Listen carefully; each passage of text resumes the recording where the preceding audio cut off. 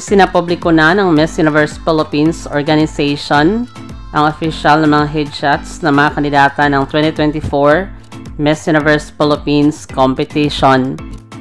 May 10 nag-stand out kasama ang representative ng Bacoor na si Victoria Velasquez Vincent, kasama din si Tara Valencia ng Baguio, dili nagpapahuli si Stacy Gabriel ng Cainta, Chris Stephanie Hanson ng Cebu, kasama si Alexi Brooks ng Iloilo City, kasama din ang kinatawan ng Leyte na si Angel Rostambal, kasama si Kyla Jean Carter ng Northern California, Cyril Payumo ng Pampanga, Maria Atiza Manalo ng Quezon Province, at ang kinatawan ng Virginia na si Denise Nicole Mababang Loob.